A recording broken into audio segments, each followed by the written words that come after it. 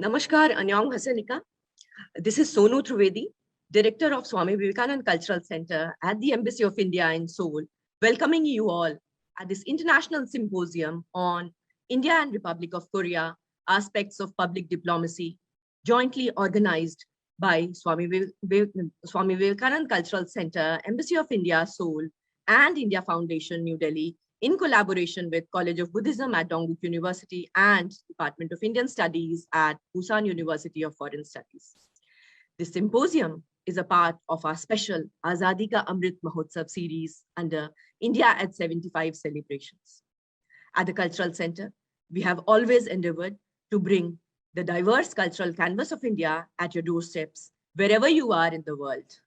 Today, we are before you to discuss and deliberate upon the aspects of public diplomacy between India and Republic of Korea at this truly international forum with experts from India and Korea joining us live here today.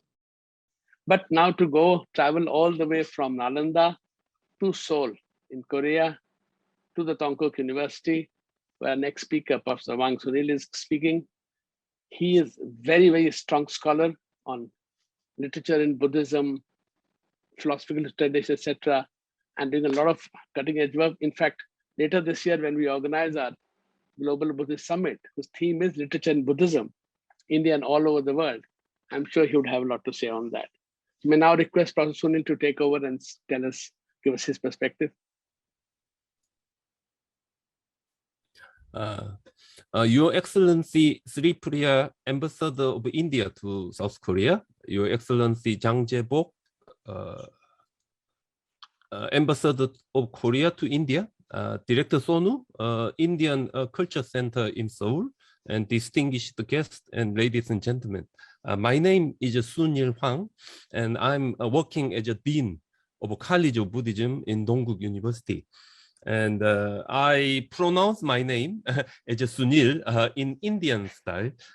If I pronounce my name in Korean way, it must be Sunil. But I'm a Buddhist, and I always think of my deep root in India. So whenever I'm going abroad, I intentionally pronounce my name like an Indian people, like a Sunil or something like that. So it actually shows my deep commitment on this kind of a public diplomacy between Korea and India. And I, together with the College of Buddhism in Dongguk University, is ready to do something to have a mutual understanding between Korea and India culturally as well as religiously, and also deepen the relationship between Korea and India in government level. So maybe before I start, I think I should mention that since the year 2012, I was attended the first international conference of Dharma Dhamma conference in Sanchi. Since then, I keep going there. So my last travel to India was the year 2019, where I was in Rajgir, the 5th Dharma Dhamma conference organized with the Nalanda University together with the India Foundation. And I still remember during that time, I met Sri Ram Madhav from India Foundation, and also I met Vice Chancellor Professor Sunaina Singh from Nalanda University, and I also my deep long-term friend and my guru Professor S.R. Bhatt from Delhi University, and also Miss Nawang Gacho. Nowadays, she was a former member of India Foundation, but nowadays she was in Seoul studying politics in Yonsei University. So I'd like to say thanks to all the people who invited me to India to have a looking at the India, have a felt, Indian culture, being the part of Buddhist family. I can actually feel whenever I was there. So in Dongguk University, whenever I teach Buddhism, I said to my friends that one of the best goods exported from India to East Asian countries like China, Korea, and Japan, either through land route or maritime trade route. It was the Buddhism, and the Buddhism has got deep root in East Asian culture. I mean, the Korea and Japan and China. And also, when we think about the Buddhism in terms of Asia, Buddhism penetrate almost all the Asian countries, in their deep-rooted cultures. So Buddhism actually is the religion which can actually, integrate, so-called Asian countries together. So the importance of Buddhism, maybe I can't say a word. It's very, very important to give identity to the Asian people. And I'm always think of my deep thanks to Indian people and Indian culture, because India is a country where this kind of long tradition started. So deep-rooted Indian culture in Korean Buddhism, I can witness as Your Excellency Supriya mentioned about the Indian princess getting married with the Korean king in Gimhae, near my hometown in Gaya.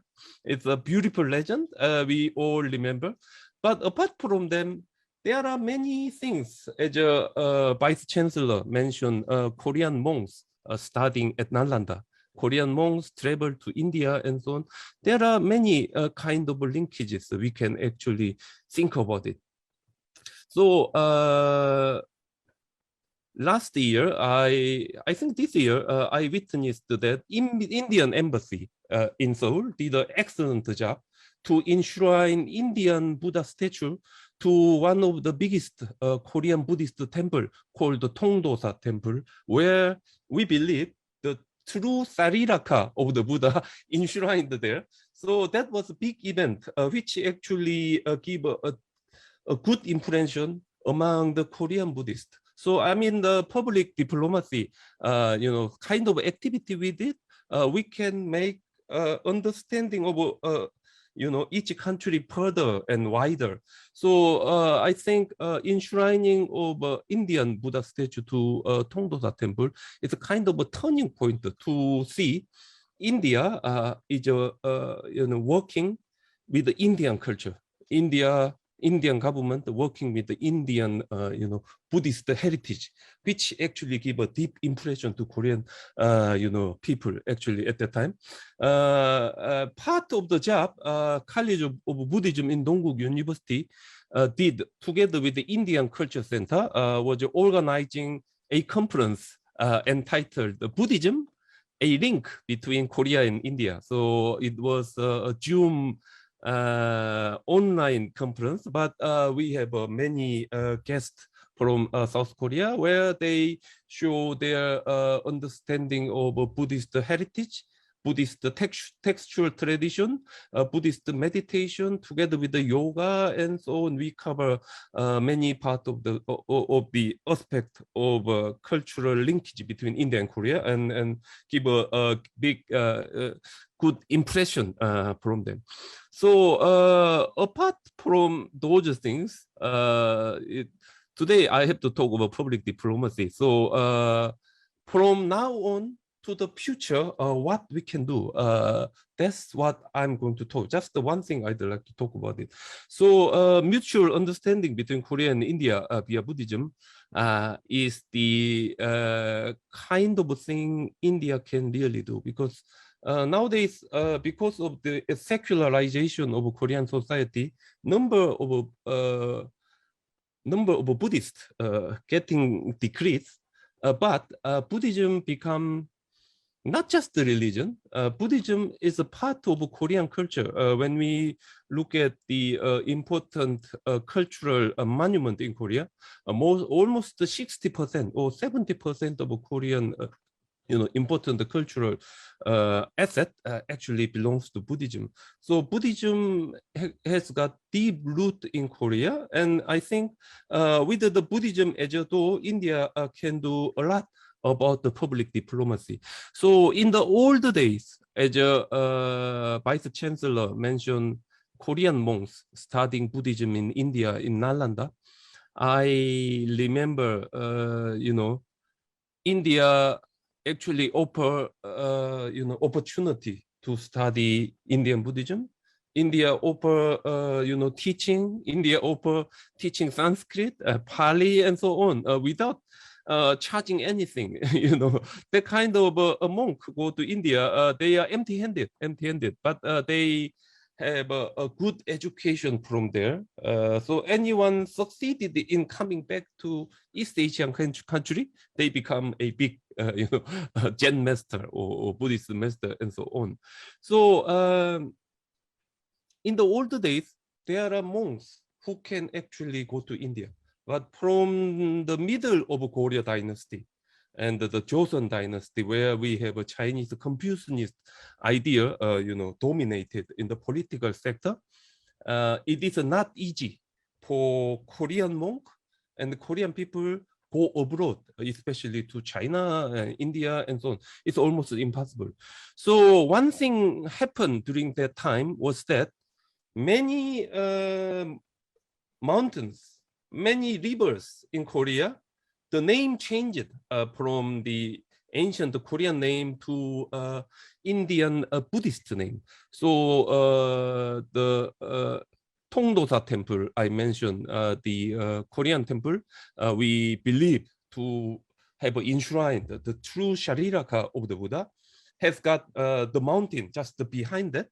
And that mountain was called the Vulture Peak. The Vulture Peak in Rajgir, And also, if you go to the north from there, we have a Geumgang Mountain, Geumgang Mountain, Bajra, Bajra Mountain, and so on.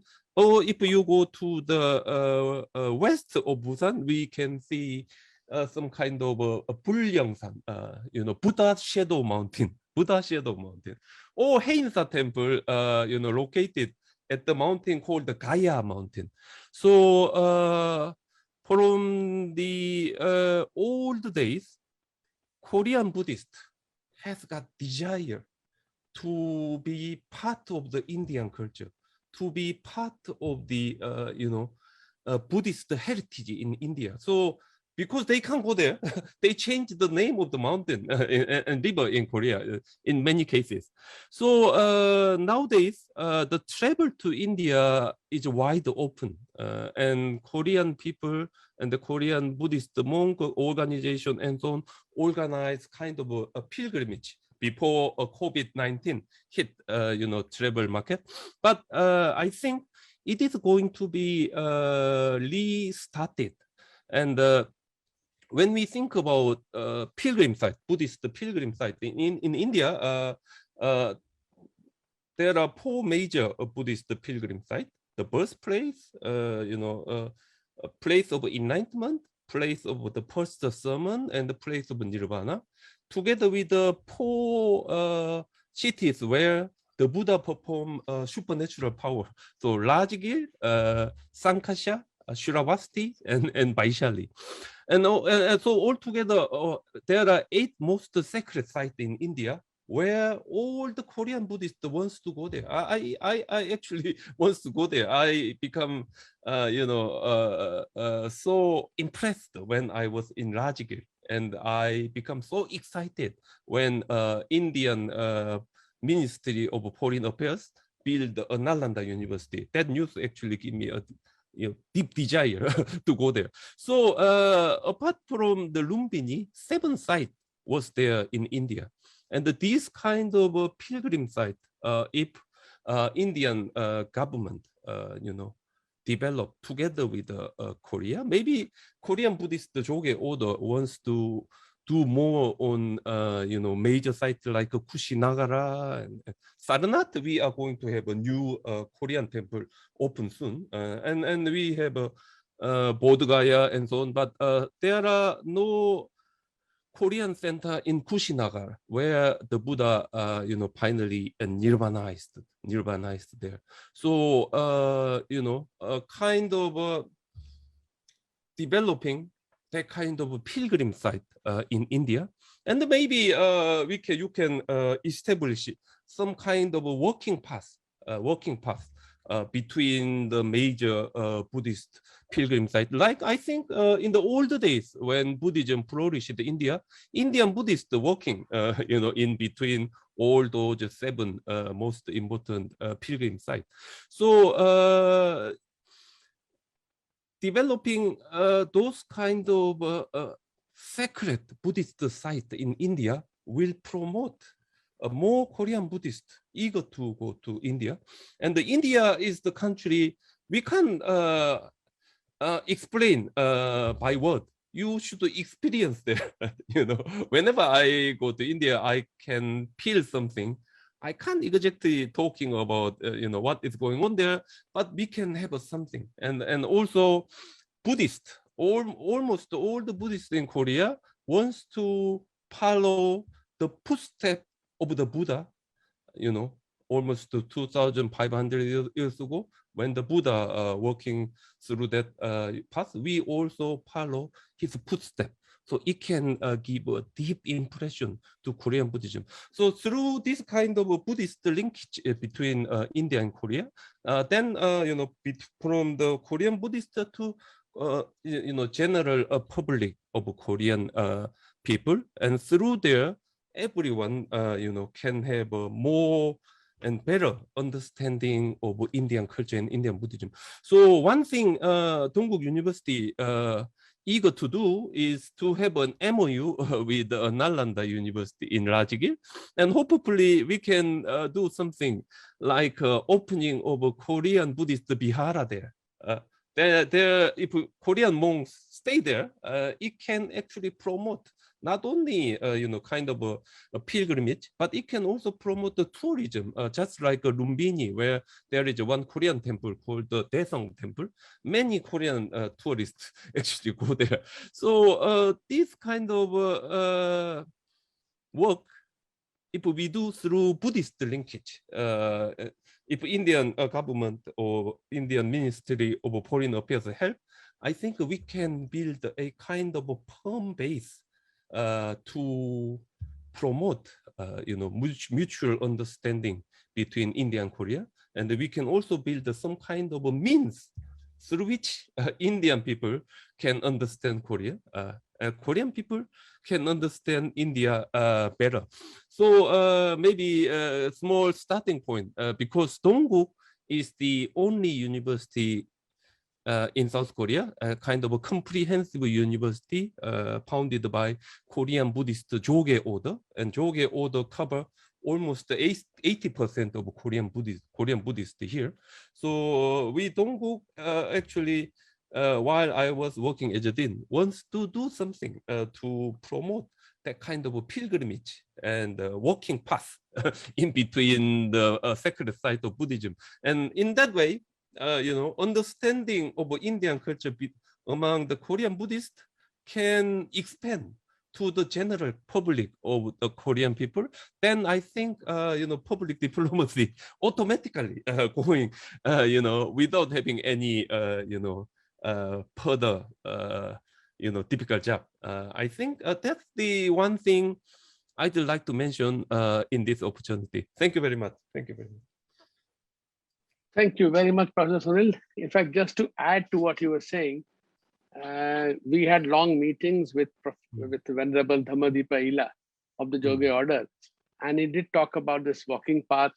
He did talk about developing Kushinagar and a lot of plans on it, and we're looking forward to obviously much more involvement, as I mentioned with you, in not just India and Korea, but also in third countries like Uzbekistan, Kazakhstan, etc. I think there's lots and lots of scope for this mutual growing together. And of course, we want to see more Koreans coming to India. But then, as you say, you have secularized so much. That is an issue. And yes, in fact, even places in China, they created places, especially in Yunnan, with names like from Rajgir, Grecotic, etc., just because people could not go there.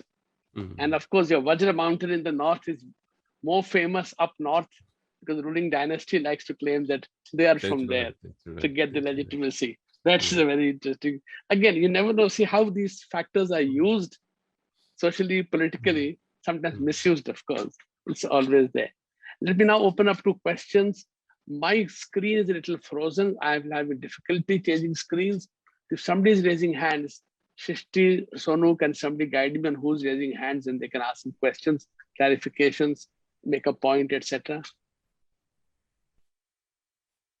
Anybody would like to say something before I wanted to hear others speak. So can I add something? Please. Yeah, Please, because Professor, of the COVID-19 pandemic, Korean monks nowadays cannot go to India to have a pilgrimage. So October, Korean Buddhist Joge order organized walking pilgrimage Yes. between three Ratana temple. So we have three major Buddhist temple symbolizing the Buddha, Dhamma, and Sangha. So the Buddha temple was a Tongdosa temple, and Dhamma temple is a Heian temple where we have 84,000 wood block, and Songgwangsa temple is famous for a Sangha. So initially we are planning to go to India to have a walking pilgrimage from Bodh Gaya to Sarnath.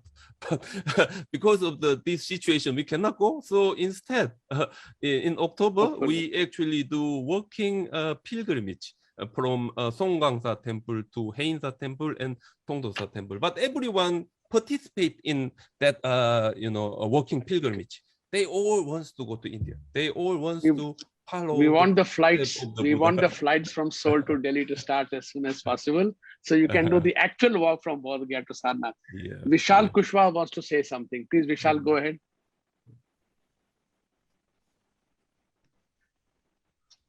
Yes, please go ahead. You're muted. You're muted. Can somebody unmute him? Hello. Yeah.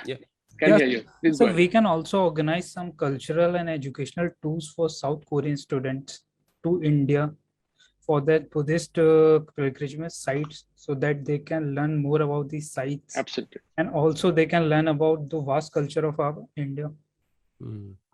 Absolutely. That is what the whole session is about. Absolutely right, Vishal. You're right on that. We definitely have to step up our engagement to show. Of course, it is a cultural shock for a lot of people from Korea when they come to India, because they have certain image and the reality is different. But yes, we should do it. Very good point. Thank you, sir.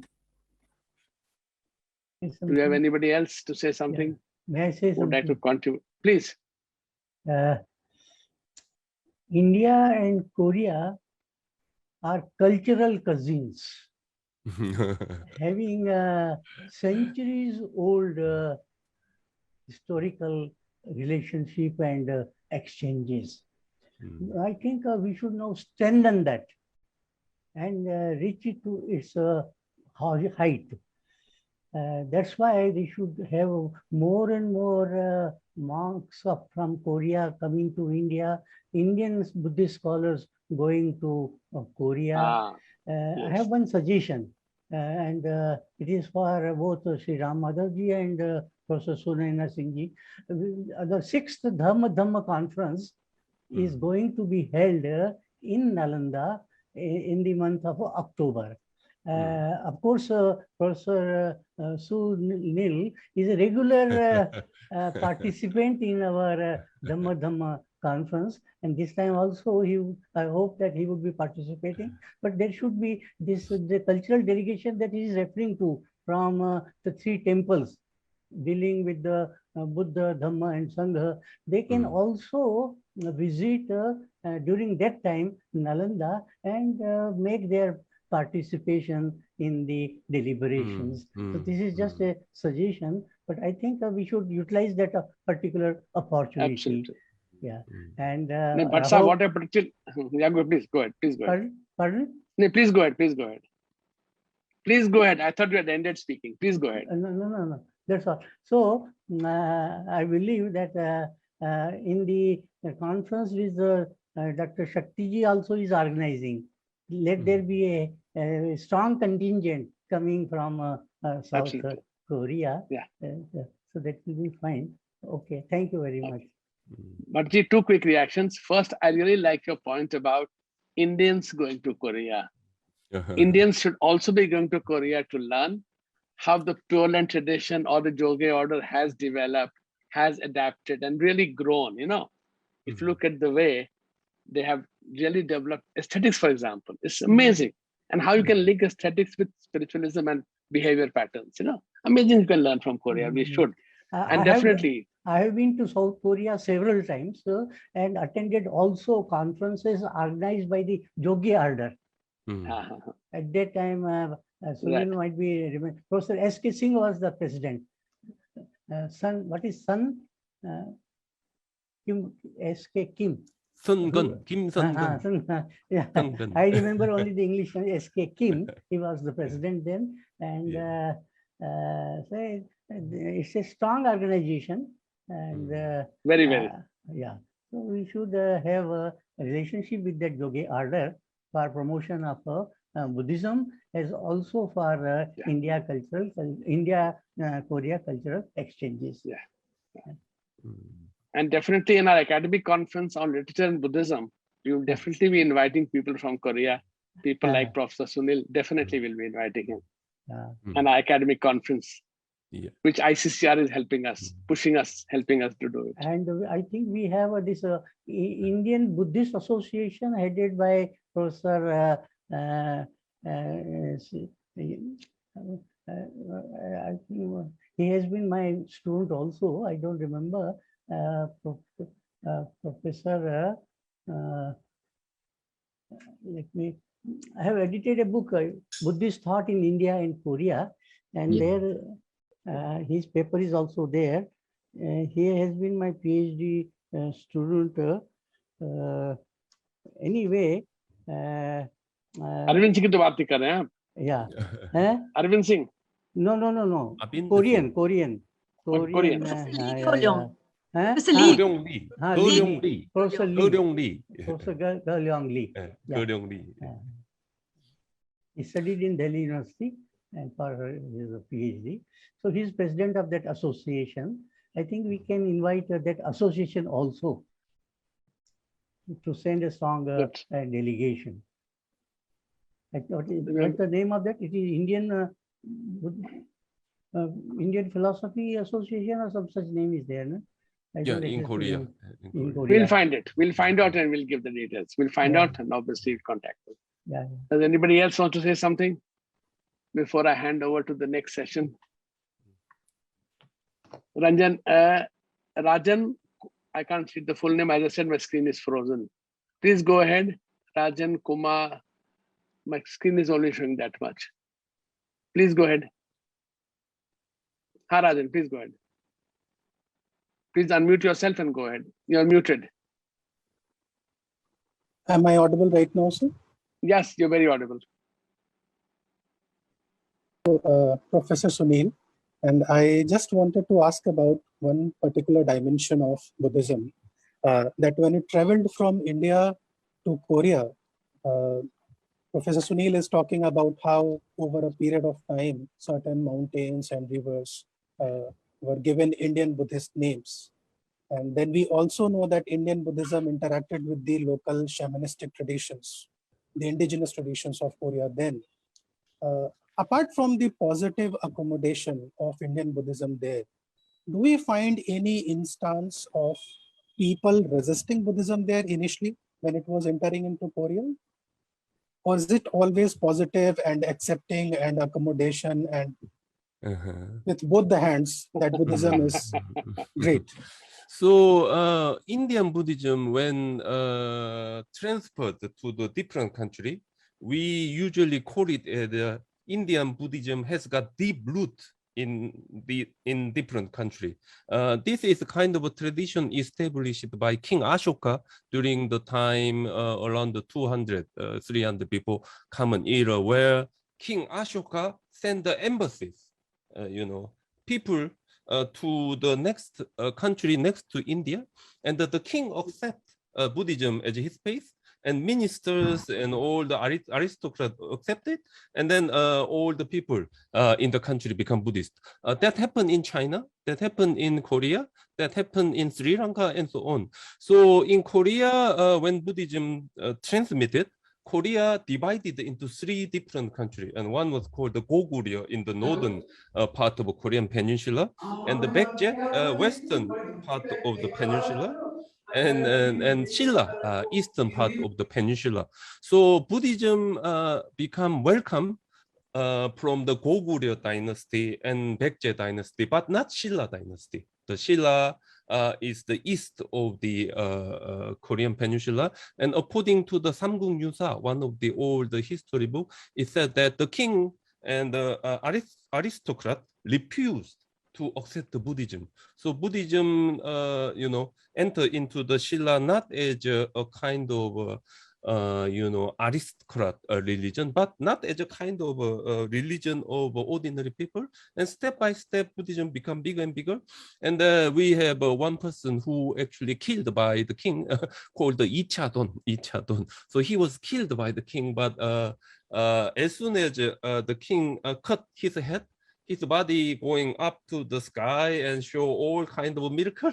And then finally, Shilla dynasty warm-heartedly accept Buddhism. So we have one case where there is a kind of resist from the local or indigenous religion when Buddhism, hand over to Korea. Thank you. It took 200 years extra for Shilla dynasty to accept it as against the other two dynasties. Yeah. So is there anybody else wanted to say something, or I can then? Kashi Pandit? Who? So I can't see any other hands raised.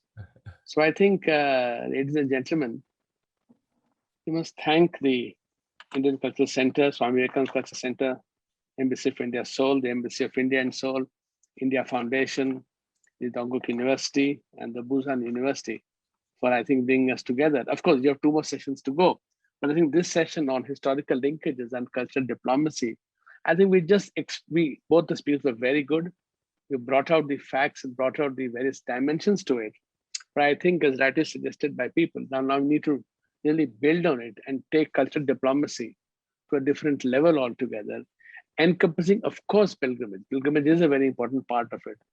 But I think we need to go beyond pilgrimage into academic collaboration as an example, other forms of exchanges between people of both countries to really make it very, very deep. The fact remains that as a nation as such, we are so focused on other countries, that important countries like Korea and others, and similarly, I guess for Korea also, India in that sense, is not really a major this thing. And the fact remains that there is potential, real potential, to learn from each other, to benefit from each other. I think both of us have so much to contribute to working together. I mean, if you look at the internet speeds in Korea, for example, and you know how far behind we are, just to give a small example, there's so much we can do together, learn from each other. And Buddhism does provide a very, very strong basis to do so. As explained, Buddhism in Korea is Korean. It is Buddhism, it's come from India, definitely, derived a lot from Indian sources, but ultimately is Korean. And I think that really gives strength to the fact that when 2 cultures, 2 civilizations interact with each other, you can gain from each other without feeling that I am the inferior party or I am the superior party. Once we get out of that, how much I have done for you, once you do interchange with exchange with each other, mutual respect goes up, mutual learning goes up, and at the end of the day, we look forward to creating a better future for everybody. The whole idea of cultural exchanges is not narrow diplomatic wins, which will come by itself. I'm not against diplomatic wins, that is also required, but going beyond it into actually helping creating in our own little ways. Individually, we may be very small, but coming together, we can make a difference in using culture and all aspects of culture into creating a better world. So thank you very, very much. Thank you both the speakers for really, as I said, from historical perspectives, from the early beginnings of dawn of time to modern times, both of you have brought it all together. So thank you very, very much. Thank you, sir. Thank you, sir, for your remarks and chairing the session so well. In fact, this was an excellent interaction where we had the Director General himself of the International Buddhist Confederation chairing the session, and we had 2 eminent speakers like Vice Chancellor of Nalanda University, Professor Sunaina Singh, and also Professor Sunil Huang from Dongguk University. Many good points have come up, and I'm sure both the universities, along with the International Buddhist Confederation, would work on these things, and I'm sure we will be able to move forward on this. And we at this cultural center, as it was already mentioned, that we've been doing our bit, as Professor Sunil had mentioned, that we had donated the statue of Lord Buddha at Tongdosa Temple. Along with that, we had also launched a digital exhibition on Buddhist artifacts, and this was curated by National Museum of India, and we did it in collaboration with Jogesa Order of Buddhism here in Korea. So that was very well appreciated, and the digital exhibition is on our YouTube and website. It can be viewed, and I'm sure with other partner institutions, we'll be able to take it forward to other institutions as well. Along with Jogesa and Tongdosa, we are also working closely with Gime City administration. As we've spoken in this session, many new issues have come up, and the historical ties we have discussed. So we are closely also working with Gime City administration. We have entered into several MOUs. We are working on different kinds of cultural and educational cooperation. So I'm sure with the help of all the partner institutions, we'll be able to take this forward.